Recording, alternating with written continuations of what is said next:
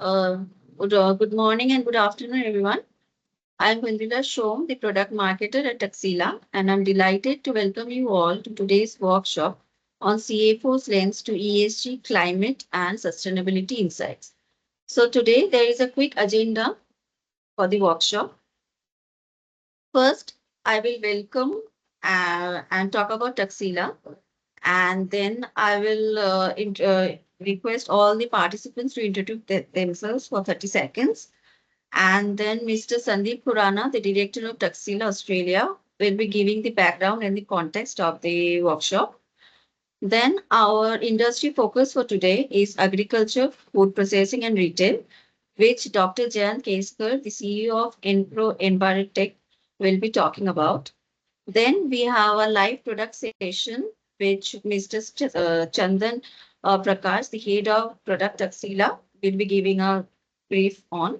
And lastly, we have a QA session, which will be moderated by Mr. Sandeep Puran. So I'll request everyone to give a short introduction.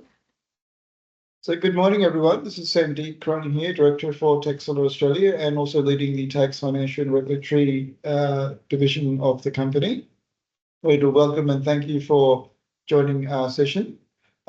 This morning we have a number of participants from all around the world, and would like you to introduce yourselves briefly before we go into our next session. So could we please have everyone who is a participant in the session to please introduce themselves very briefly, their name, their organization, and also what their interest is in this particular session. So thank you. I think I can see Michael there first. So Michael, go ahead, please.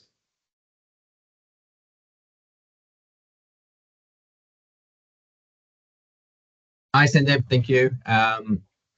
Was just checking if there's any other Michaels just in case. But yeah, my name is Michael Ukrainian. I'm a sales and account executive for Water Group based in Sydney, Australia. And we pride ourselves on delivering an end-to-end solution for water monitoring and data capture and monitoring for water. Thank you, Michael. Yes, at the moment you're the only Michael in the room, so thank you for your for participating. We also have. Sorry, I just noticed my camera was off. Sorry, guys. We will just try and fix that for you in a minute. I think he's able to now. Okay, thank you. And we have Gunter Harbour Davidson as well. Gunter, if you could please just introduce yourself, that would be great. Thank you. Sure, yeah. I'm the Managing Director for Water Group. As Michael said, what we pride ourselves in is turning data into actionable information so that we can help our clients not only to accurate ESG and sustainability impact reporting, but more importantly also address when abnormal water usage and wastage happens so we can bring it back to normal and through that safe, precious drinking water and also have tremendous financial paybacks. Thank you for that, Gunter, and appreciate you also attending our session today. And I would like to hear more about how Water Group is assisting ESG compliance in the industries that you work in. Thank you very much. I'm just trying to come across the other names in the session. I may not see. I think Richard, you are here as well. So Richard, could you please introduce yourself? That would be good. Thank you.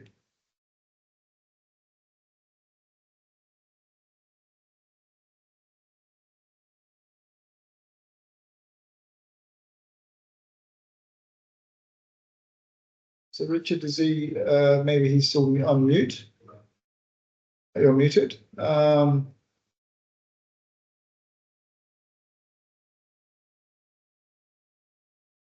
Just 1 second, Richard. I think we have to allow. Now, please go ahead. Thank you, Richard.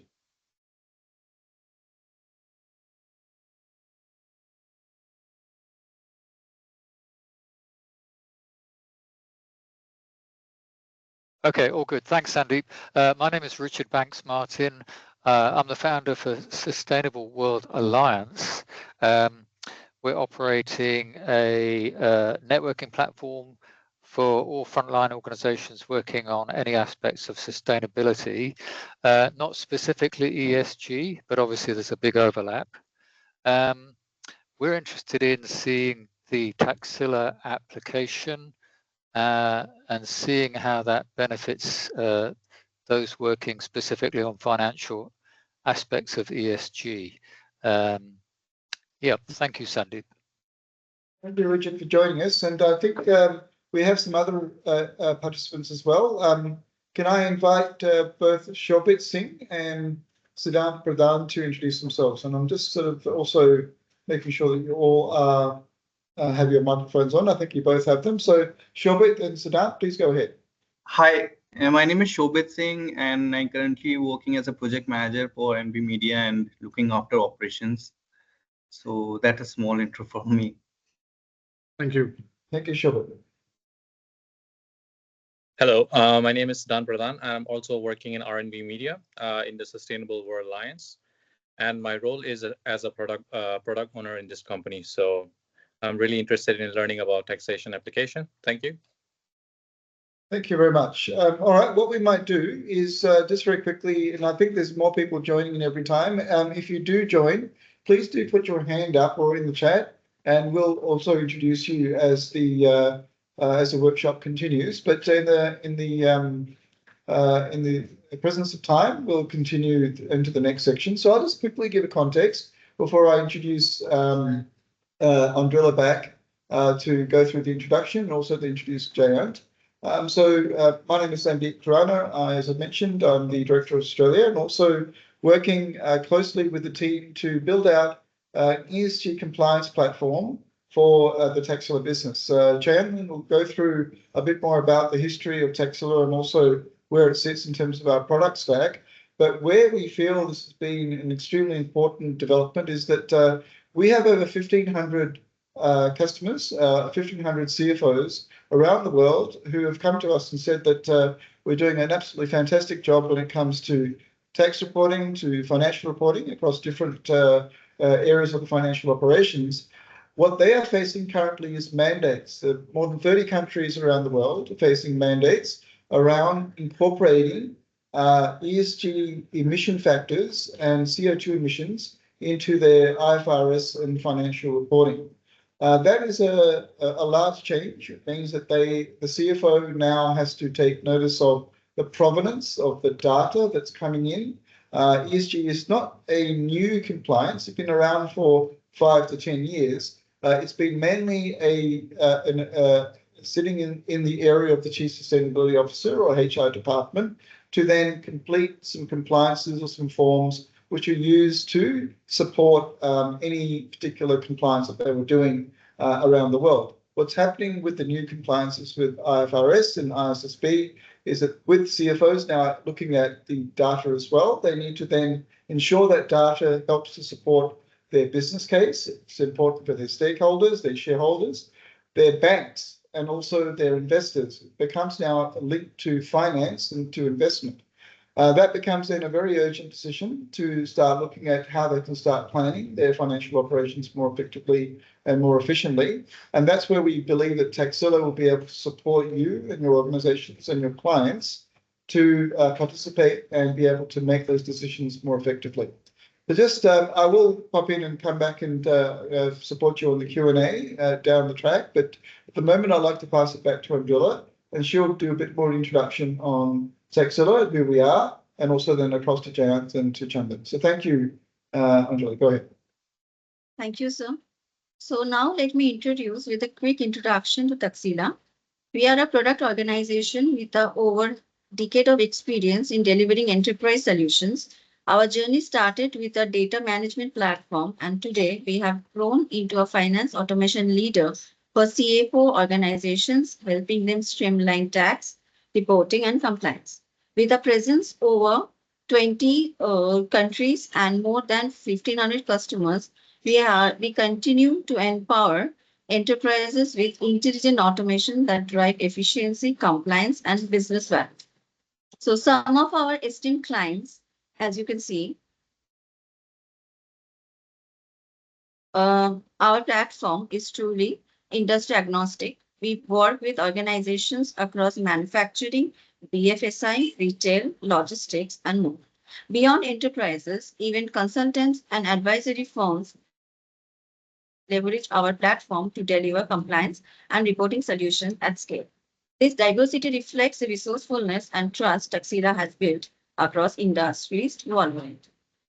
Now, about our speakers. First, I would like to introduce Dr. Jan Keskar, with more than 330 years of international experience in sustainable environment management, specializing in renewable energy. He has successfully led projects across India, China, Australia, and the Pacific Islands, and continues to drive innovation in areas like water, wastewater, waste, and energy management through his firm, Enpro Envirotech Private Limited. Secondly, we have with us Mr. Chandan Prakash, who has product management at Taxila with over 17 years of experience in governance, risk, and compliance solutions. He has been instrumental in building scalable platforms for compliance and reporting. And today, he will share his insights on how organizations can leverage technology in ESG reporting to ensure compliance, improve transparency, and integrate ESG with finance to unlock true business value. With that, I officially welcome you all once again and invite our speaker, Mr. Sandeep Khurana, to take it forward. Thank you. So thank you for that. What we'll do is we'll get straight into it. I do see a few more people have joined. So I might just quickly get Darren to do an introduction before we pass it to Jayant. So Darren, could you please do an introduction? That'd be great. I've just enabled your mic. Yeah, hello everybody. My name is Darren Lutzy from Phytech Bioenergy here in Australia. We're very interested in working with Taxila for the obvious ESG benefits that we can offer our clients. We do projects around Australia and our close neighbouring countries. Thank you. Thank you, Darren. Fantastic. All right, what I'd like to now introduce Dr. Jayant, who Andrilla has given a bit about his background, to talk more about today's industry focus, which is agriculture, food processing, and retail. Over to you, Jayant. Thank you.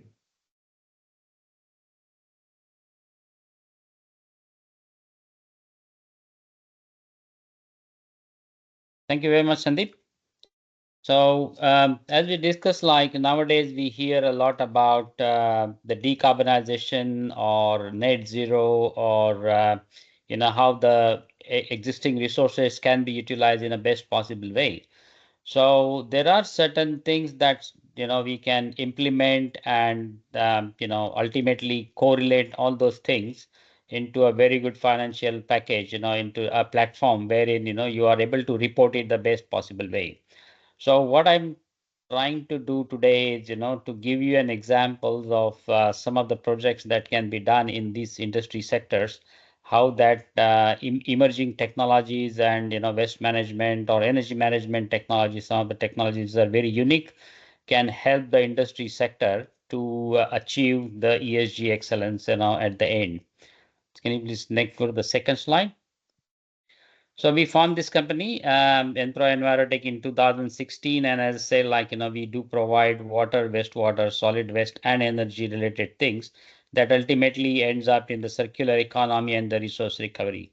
I also would like to state here that I am also part of the Phytech Bioenergy in Australia, where we are getting bigger projects, like $1 million, $50 million to $100 million project.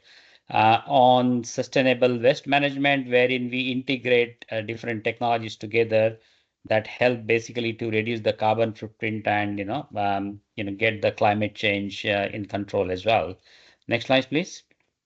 So looking at this stuff here, I don't think I need to explain what is ESG stands for.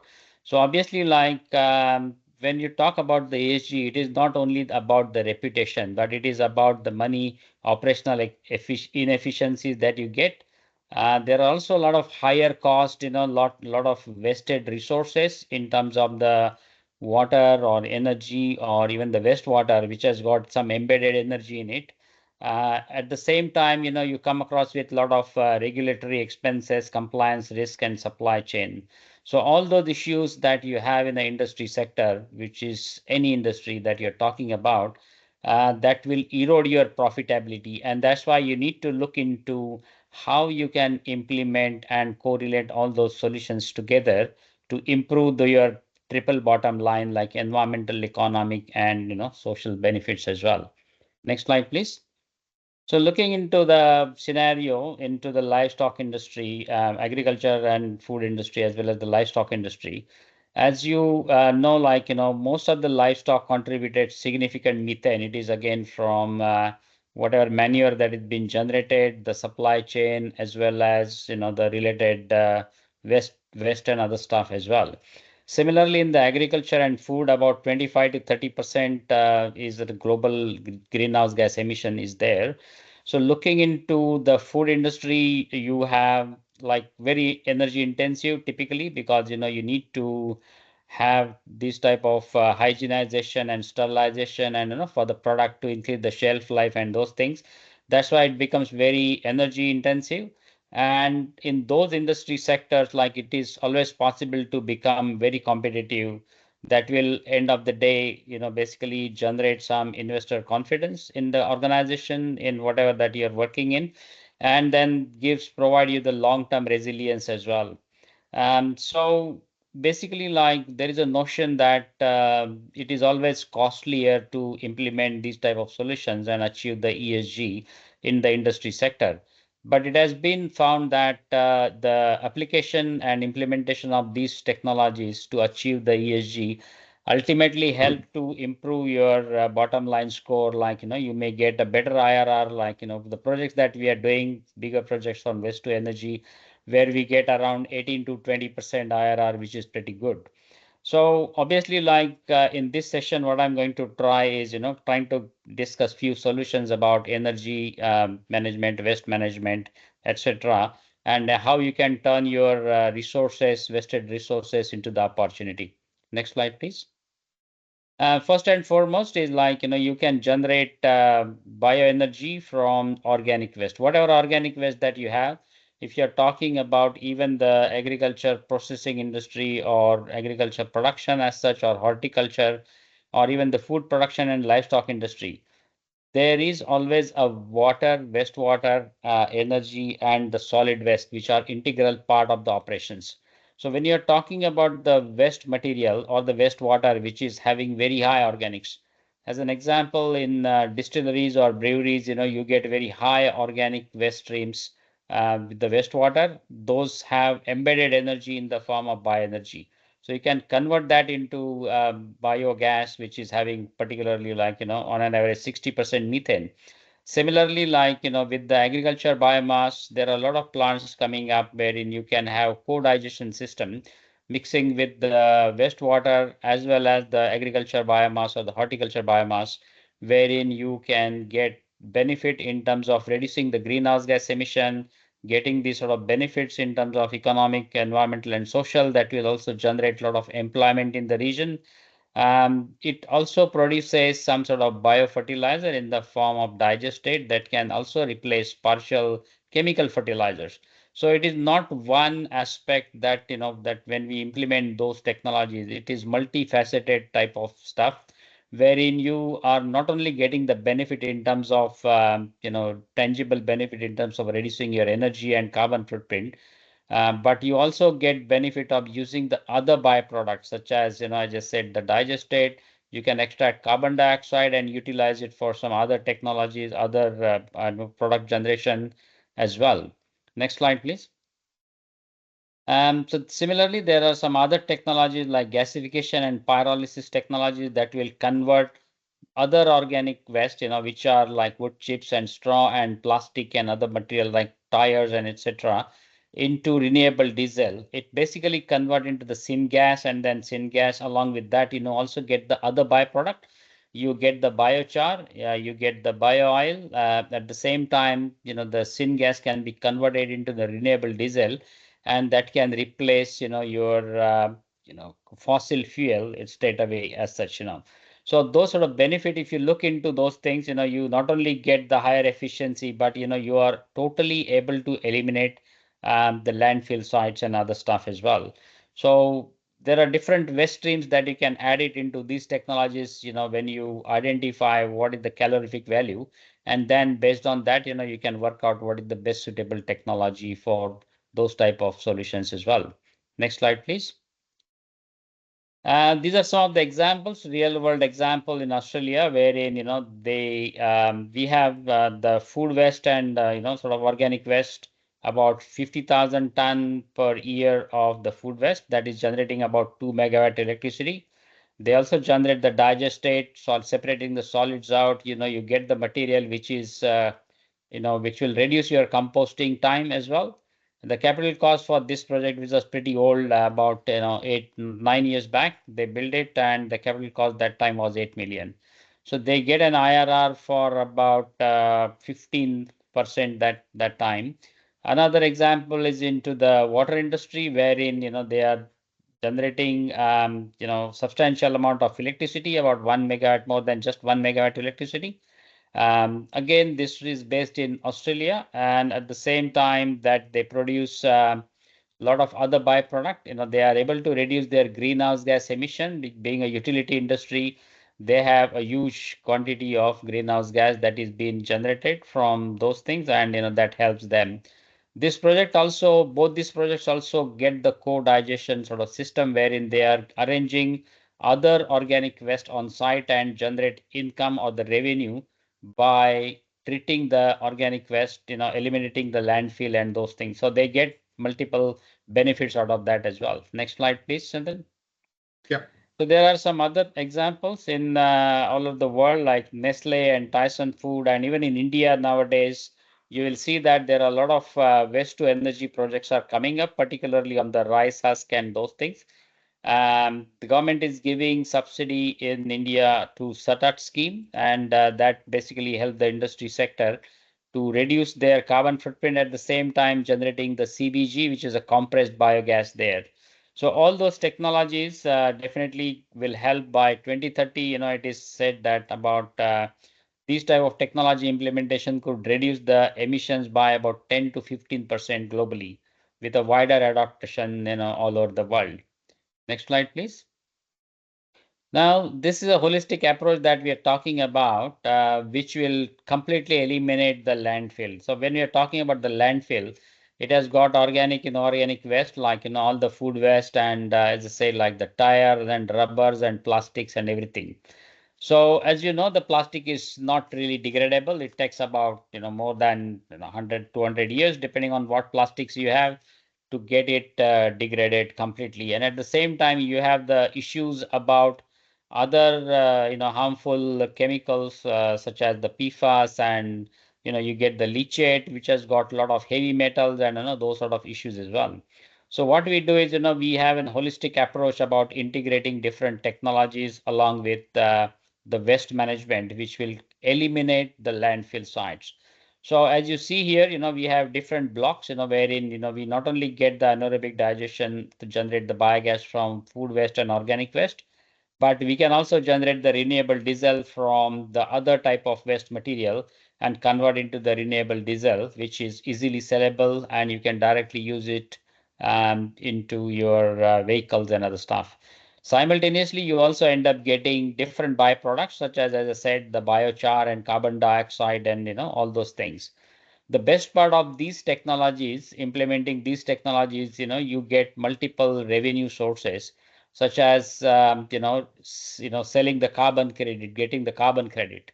In Australia, we have recently started getting the RGGO, which is a regional gas credit that you will get in if you are basically generating the renewable gas in terms of the methane, which is purifying methane. You can put it into the pipeline as well, replacing or decarbonizing the gas pipeline as well. So there are multiple revenue sources that you could get from this holistic technologies implementation as well.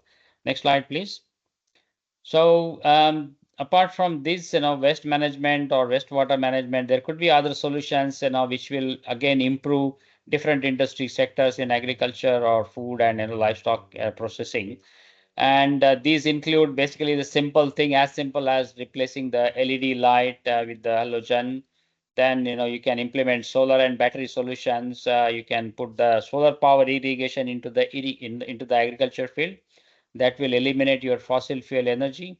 And at the same time, if you are a food industry or processing industry, you generate a lot of steam at a high pressure, and you can utilize that high pressure steam to convert that into electricity as well, which will save your fossil fuel electricity cost. So all those sectors, can basically help to reduce your energy consumption by somewhere around 10% to 30%. And some of the solutions that we have, if you go to the next slide, Chandan, which are very unique. And this is the solution, which is thermoreflective coating, which is from the Japan. And when you apply on the rooftop of the buildings or the refrigerated railway containers, that basically saves a considerable amount of energy in the form of diesel. If you are putting it on the containers, refrigerated containers, if you are putting on the rooftop of the buildings, that will able to save your air conditioning bill by 20 to 40%. We have recently implemented those things into the refrigerated containers in Australia, and we get very fabulous results, reducing about 1.5 liter of diesel per hour. So you can imagine, like if they're operating even 6,000 hours in a year, the container, that will save around 9,000 liters of diesel multiplied by $2 the rate here, 18,000 per year. And for 1,000 containers, if they have, you can imagine what sort of reduction in the, that revenue that they will get. At the same time, with the diesel consumption, if it is more than 2, kilo per liter of the diesel, you will have tremendous savings into the overall carbon emission, and that help you to achieve better results. Next slide, please. So as I say, like, you'll have better impact when you follow the ESG, like, you can divert the waste from landfill, you can reduce the lowering the greenhouse gas emission. When you're implementing any of these projects, obviously, you need some people to operate it. So you are able to generate some, sorry, the local employment in the region. These type of technologies also help to eliminate the pollution. For example, the landfill site has got a lot of leachate and other issues, flies issues, and those things. So when you have those clean technologies implemented there, there won't be any pollution, and there is improvement in the community health as well. And basically that these things like also strengthen the compliance with the environmental regulations, and at the same time provide the transparent ESG reporting metrics in terms of how much energy you have saved, how much is the CO2 reduction that you have avoided, and how much waste is being diverted. So end of the day, like, you are able to potentially generate some non-regulated revenue and getting some tangible, intangible benefit implementing these projects as well. Next slide, please. So when you look into these solutions, these solutions may help, like some of the solutions that I have discussed here. There will be n number of solutions depending on the industry sector and what type of activities that you have. So essentially those things, when we are talking about all these technologies, you are able to reduce your scope to emission by replacing the fossil fuel when you are generating the electricity as well as the heat. The biofertilizer application, you are able to get the nutrient recovery, replaces the synthetic fertilizer, the chemical fertilizer, which will help to reduce scope 3 emission. The biochar also, like, you can correlate it with the carbon sequestration, and scope 1 and scope 3 emission can be reduced. Similarly, the energy efficiency measures that you're taking, you are able to reduce your scope 2 emission, and the renewable diesel biofuel, you are able to even reduce your scope 1, scope 3 emission. So the impact that you're going to get is, you are able to reduce more or less different as emissions like scope 1, scope 2 emissions by implementing different technologies there as well. Next slide, please. So when you're talking about all those things, combinedly, all those sort of technologies may have capacity or capability to reduce your overall emissions by 5% to even, I reckon, 20 to 30% in that range in different sectors. At the same time, it generates like a lot of jobs around the world. Like, whenever you are implementing those things, you need people to operate. So capacity building, is also part of the whole stuff in this area. It will give a big tick for the organizations, when you're implementing these type of solutions. And that will basically help again to get more sort of investment, into the project. We can basically expand the organization capabilities and the production activities, etc., in the other parts of the world as well. So basically, you have this sort of technological solution, but you need to have some other building block, which will basically get together. And I think there is a need for such sort of ESG platform that integrate the sustainability KPI with the financial metrics. And Taxila has developed these type of platform, which basically enables the transparent, the real-time reporting on the carbon reduction, resource efficiency, and economic value creation in a single framework. So combinedly, all those technologies and as well as this sort of platform is basically an end-to-end solution for any industry whenever they are really looking into putting up those things into a nice ESG reporting system as well. So last slide is basically saying that yes, there are issues all over. There are things that need to be improved, and when we work all together, definitely we will be able to achieve sustainability along with these sort of technologies and the Taxila platform as well. Thank you very much. Jayant, thank you for a fantastic and very comprehensive presentation. I think there's a lot of questions that I'm sure that the participants do have, but we'll come back to those very shortly. What I'd like to now do is pass it across to Chandan to showcase the Taxila platform, and then we'll come back to everyone for a Q&A. So thank you, Chandan. Thank you, Sandeep. Right, let me just reshare my screen. Okay. All right. So give it a minute. Can I see your screen? All right. Okay. So this is a brief introduction about the overall solution stack from Taxila, right? So taking cue from, are you guys able to see my screen? Not yet, no. Maybe you have a lag. All right, I think now we can see. All right, great. So just going back, right? So taking cue from how Dr. Jain spoke about the initiatives that can be achieved in agriculture, food processing, and retail industries. So there is a need for a technology tool which obviously tick marks your compliance requirements in terms of disclosures and reports, but all the more important is to kind of integrate your financials into the overall scheme of things so that there is an actionable insights and aligns with your organization strategy in terms of financial performance as well. So Taxila has been in this space for more than a decade. We are a finance automation platform.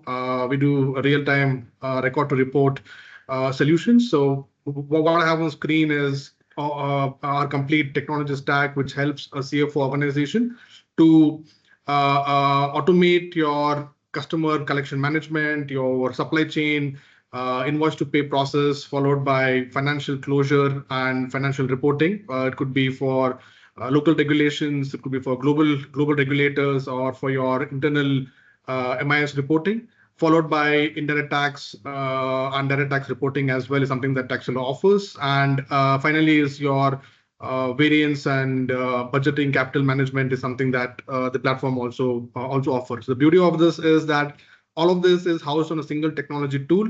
So that makes adoption very easy for a CFO organization. One single tool can do a lot of use cases can be solved with one single technology tool.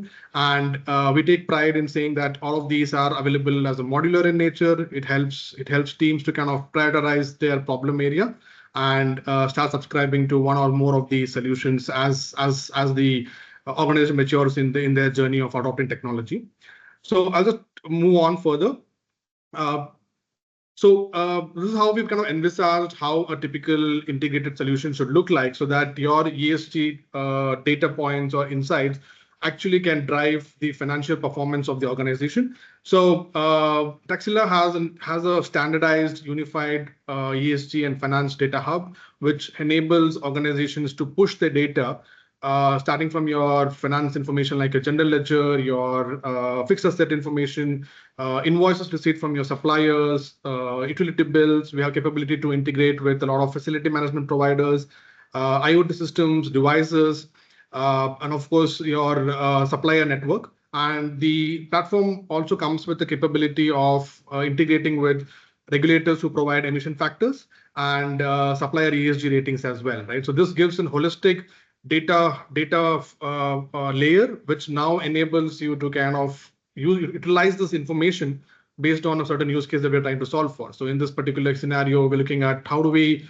empower CFOs and the CFO organization to make use of the ESG insights. So we've built out modules within the platform, which takes into account your scope 1, 2, 3 emissions, provides carbon costing for each of those emission factors, and integrate that information into the financial statements and gives an overview of how much of a carbon cost is being incurred by the organization, and take actionable strategic initiatives to reduce the carbon emissions, which in turn would reduce your cash outflow as well. The platform also has a supplier scoring mechanism, which helps you to identify those suppliers who are kind of bringing down your scope 3 emission, which then helps your procurement team to look through the supplier chain and then maybe replace or rework with certain suppliers or certain geography as well, right? Of course, the system also has net zero planner and targets. Jayant spoke a lot about initiatives that the organization have to take. So the platform also offers tracking mechanism for your capex or opex initiatives, link them to certain specific area of improvement. It could be a replacement of an equipment, it could be installation of solar panels, and how do you track that throughout the journey from installation up to production ready, and then eventually bring the data back into your financial reporting as well. So this is a holistic platform that we've kind of envisaged and unified it to help CFOs to look at ESG and finance together. So I'll just take give you a brief session on how the product has been developed. So we'll probably look at a couple of personas today. We're going to look at how a CFO or a CSO is going to interact with the platform, then followed by facility manager and the procurement manager. Let me just kind of go back and let's look at the solution. Okay, so we're a SaaS hosted solution, so we're compatible with a lot of cloud providers over there. We do understand the data localization requirements in terms of data residing within the geography. So I'm just logging in as a CFO role, and this is where the CFO would kind of have actionable insights into his ESG performance, which is now linked with the financial requirement as well. So let me just look at one of the period. Of course, the system has the capability to have multiple organizations as a tenant and a subtenant setup. So it just helps you kind of have control over your data within your facilities as well. Let's just go back to the dashboard. So let me just look at one of the reporting period, and we'll look at one organization. So here, what we've achieved, or what we're trying to help the CFO organization is to give him an overview of how your scope 1, 2, 3 emissions is faring. This is data is coming in from a lot of granular equipment related information. So we're looking at vehicle telemetry data to understand the fuel consumption. We're looking at waste processing equipments to understand how much of waste is being recycled. We're also looking at utility bills, facility management information to understand the scope 2 emissions, and of course your entire supply chain to arrive at scope 3 emissions, and eventually look at the total GHG emissions that the organization is reporting. Now, this is where it gets all interesting for the CFO. What we've now integrated this with the ERP or the accounting management platform which the organization has. We're bringing in the trial balance information. We're looking at what is the revenue that the organization is clocking. Now, while the CFO is focused on ensuring there is going to be a top line increase or how do I reduce my cost, what goes unnoticed is the carbon liability, right? So increasingly, a lot of countries are now imposing a carbon tax or something equivalent to a carbon tax. And also certain companies have been mature enough to also associate a shadow pricing to their carbon emissions as well. So we have the capability to adopt or configure one of these factors and assign a dollar value to your carbon emissions, right? So what this empowers the CFO is, in this example, if we can look at that, there's a 4.5% impact to your revenue because of carbon emission, right? So this is where the strategic decisions can be made to understand, hey, while I'm looking at top line and cost reduction, how do I now also work with my procurement team to reduce my carbon emissions? Should I replace the supply chain? Should I replace an equipment, etc., right? And of course, benchmarking yourself against the sector to understand where you fare in terms of emission intensity. We've also superimposed the same information to your profit. What we saw so far was revenue. The CFO can also look at the impact on your EBITDA and understand what is the impact of that on your profit or a loss statement. Example here again, it shows 5.5% or to 6% impact on your EBITDA. The following table here is talking about the business unit level impact. So since we have the capability of bringing in the accounting level information, we're able to associate the revenue or the EBITDA at a cost center level as well. So now this empowers the CFO to actually drill down to a business unit to understand which is the unit which is actually giving me or bringing us down in terms of the carbon liability, right? So if I just look at a different organization here, right? So I can also simulate certain scenarios to say that if my emissions actually increase 20% for the next reporting period, what's going to happen, right? So if you observe before, this assembly unit was faring as medium carbon risk impact unit. Now it's moved into a high risk impact unit. And now I can actually go into the business unit and understand what's my impact at what equipment level, right? So this gives you an equipment level information, and the CFO can actually take action here to understand, hey, in this particular assembly unit or the business unit or the cost center, these are the equipments which is actually contributing to my carbon liability, right? So 26% of that goes from a particular equipment. Now this is where the action comes in, right? So now you can now work with your procurement team, your facility team, and understand that, hey, how do we replace this equipment and how do I reduce my carbon emission, which in turn can boost up my revenue or my cash flows in terms of profit or loss. So that's the power that we want to kind of give it to the CFO, while the platform tick marks your compliance requirements in terms of reports and disclosures. This is where we add value to the CFO organization to kind of take strategic initiatives by looking at the summary numbers. So I'll just move on to the next role that we wanted to kind of talk about, the next persona. So the next persona is the facility manager. Of course, as the role says, is more operational in nature. What we saw now was the summarized numbers for CFO to kind of look at the dashboard. The facility managers, obviously, the role is kind of going to look at how do we ingest data into the system, how do we capture data, all of that, right? So how do I set up the system? So the application or the platform is capable of housing emission factors from different regulators. So currently, at least in this environment, we're looking at DCCEW emission factors, IPCC, DEFRA. We also have a product emission factor as well, which looks at emission factors based on HSN codes, which makes your supply chain emission computation a lot more easier. So let me just move on to scope 1 and 2. So these are standard applications that Taxila has built out over the last few months, where we're looking at scope 1 emissions, scope 2 emissions, and we have standard workflows which enables the facility manager to kind of ingest the data into the system. So for this particular demo, I probably would do it as a manual, but the system comes with API integration capabilities. It can also integrate with your ERPs. It can integrate with facility management providers, SFTP integration. So all of those data integration capabilities available within the platform. Of course, you have your age-old manual way of uploading data as well, right? So once the fuel invoices is uploaded, the facility manager can now start looking at the summary data. Let me just also upload the water or the waste management data. So we're looking at waste management and yeah.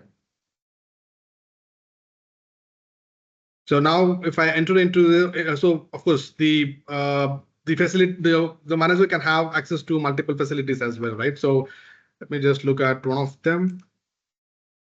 So this is a standard workflow that enables the facility manager to have control over his data, right?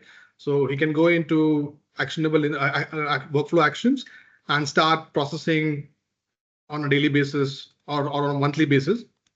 Right now we are at the fuel consumption data.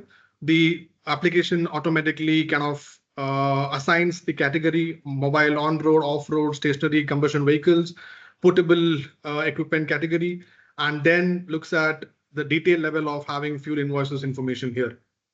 So I can go in here and then look at granular level information at the invoice level in terms of which equipment has actually used this particular diesel. For example, in this case, we're saying there is a portable generator, which is where this particular fuel invoice or fuel has been consumed, right?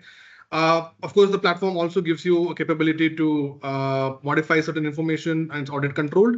So for example, let's say we identify there is a change in the emission factor. I can enable the system to give me an access to edit the data. I'll just quickly show you one example. Let's go back to the portable equipment.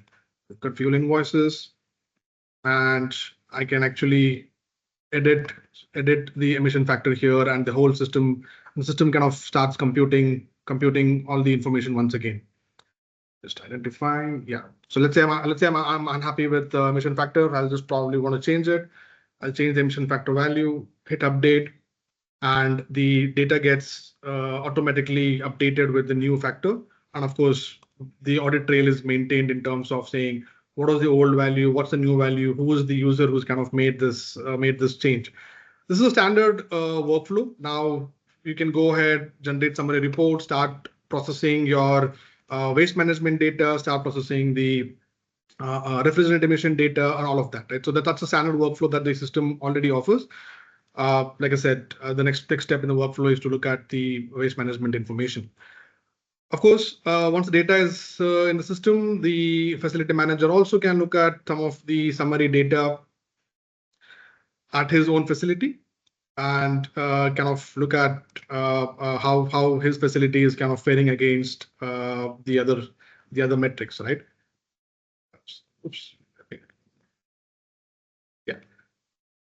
So it gives him an overview of how his individual facility is performing, what's been the trend, what's been the workforce diversity within his facility as well. So this is how BAU activity from a facility manager would look like. The last role I wanted to kind of talk about is the procurement manager. I think he plays a very important role when it comes to the scope 3 emissions. So the power that Taxila brings in when it comes to scope 3 is we have a lot of experience in understanding how invoice processing is done. We have a off-the-shelf solution for invoice to pay automation, where we onboard suppliers as the very first activity as part of your supply chain network. So we have ready applications which looks at onboarding a supplier, and you can also look at their carbon risk assessment as part of your onboarding. And the standard workflows which enables you to evaluate the supplier, assess their risk. For example, if I look at the supplier's sustainability information, so all of this is something that you can capture collaboratively with the supplier. I just want to show you one particular workflow. So supplier invoices is the application which takes in data from your ERP. All the invoices are sourced automatically from the ERP. Now this enables the system to compute emissions based on spend-based methodology. Of course, we can extend this to the other methods out there, but the nearest one which can be data backed is the spend-based one. So we've kind of focused on that for this demo. So I can come into the scope 3 emissions, start looking at each suppliers and collaboratively work with suppliers and understand how their invoices have been converted or looked at as their impact as well. So this is where the suppliers data would be available. The system automatically classifies them based on the GHG category, purchase goods and services, capital goods, upstream transportation, distribution, etc. And each of these are at the invoice level, right? So you can understand that what's my invoice number and then what's been purchased as part of that invoice, and apply the emission factors based on HSN code and arrive at the emission factor as well. I would have loved to show you a full workflow on this, but probably for our next time. I'll just stop with showing the supplier analytics dashboard.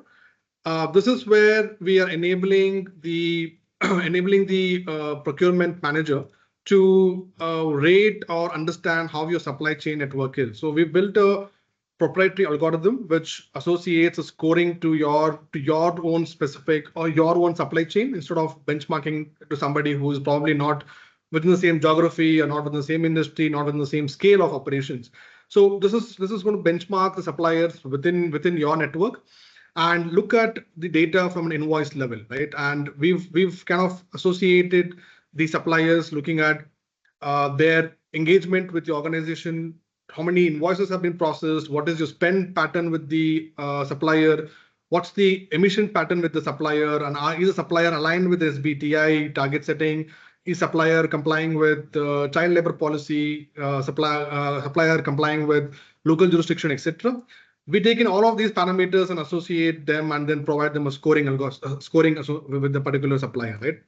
So if I can look at one single reporting month, this is where you can understand the supplier score and also understand how your emissions have been with each procurement thing. This is what is very powerful. This is the supplier impact matrix. As a procurement manager, you want to maximize your dark green, which is to engage with suppliers with highest risk score or highest impact score, and also reduce the orange one, which is the low score suppliers as well. The last bit over here is where we're bringing in the factor of understanding what is your actual cost of procurement, right? So this data is going to be at an invoice level, and of course most organizations today are looking at invoice value as the baseline. We wanted to look at it differently and say that, hey, along with the invoice value, there is also a carbon emission cost that you have to account at each invoice level, because that's your real cost at the end of the day. So we now are computing carbon adjusted spend, where you're saying that, hey, while you're spending $737, your actual outflow is $805, right? So I can actually look at those specific procurement, which says that, hey, I'm actually ending up spending 20% higher than the actual invoice that was invoiced to me. Now, this is where it gives the power to the procurement manager to say that if I can get a view at each invoice like this, even before my procurement happens, I can actually not only reduce my cost, but also ensure that I'm aligned with my net zero targets, aligned with my emission targets as well. So yeah, so I think this is what I kind of want to cover in terms of those three personas. Of course, we can extend this to other personas as well. But yeah, I think maybe for today, we probably look at these three important roles on the product demo. Yeah, I think we can move on to the final section of the workshop today. I'll probably hand it over to Sandeep to kind of help us curate this. Thank you, Chandran. That was also very comprehensive, and thank you for that session. I'd like to just pass it now across to the floor. You've seen now a fantastic presentation by Jayant in the agricultural and food processing industry, waste to energy industry, about the trends in terms of using data, using technology to be able to produce more energy efficient outcomes. They have very large relevance to ESG metrics, and now what we've done is tried to bring that together into the Taxila platform, so that a procurement manager, part of looking at his supply chain, looking at his procurement policies, whether he's a CFO or a a facility manager, for example, at a particular plant, can start using that data to make decisions and to be able to operate more efficiently. So just want to pass it to the floor now. We've got, I know we're close to time, but hopefully we can spend a few minutes more. We'll be in contact with all of you post the session as well, but I'd like some questions from the floor or any feedback. So who would like to go first? I don't see any hands up, but I'd like to sort of pass it to whoever would like to pose a question or any feedback first.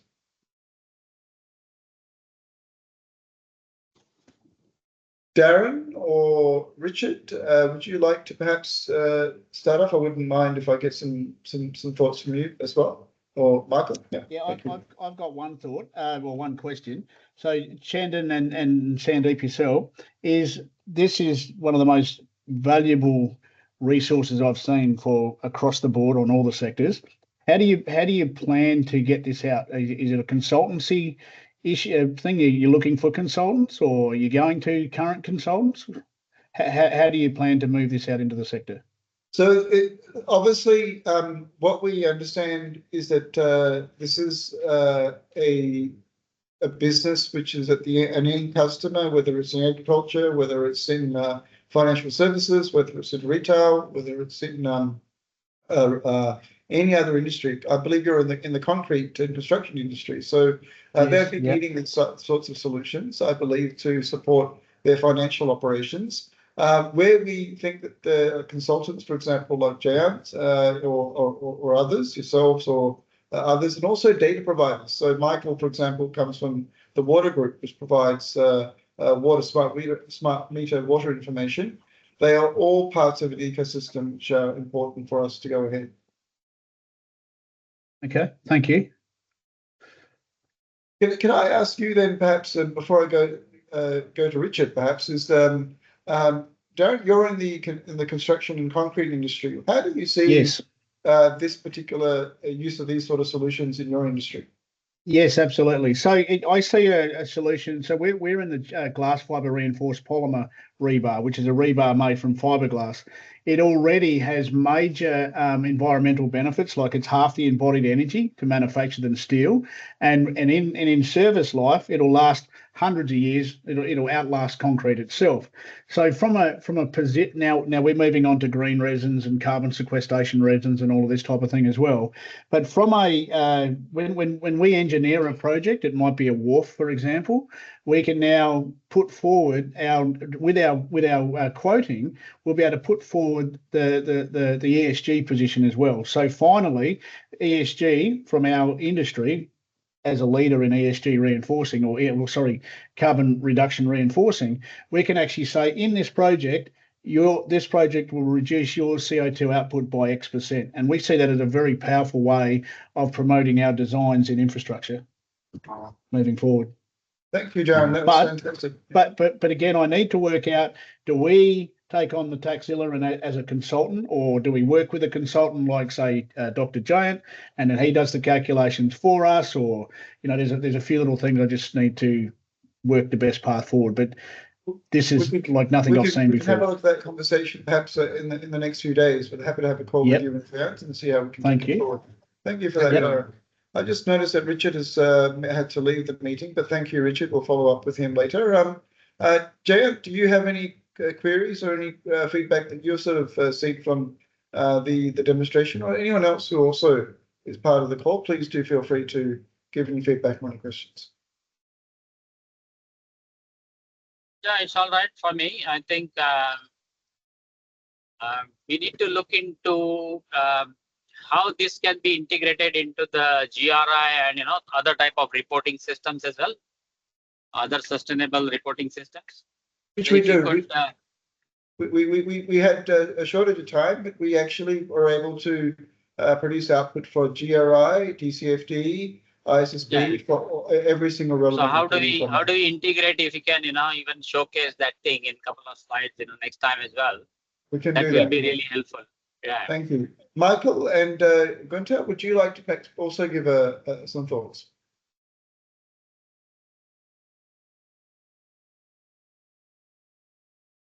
Hopefully you're unmuted. Yeah, there you go. Thank you, Michael.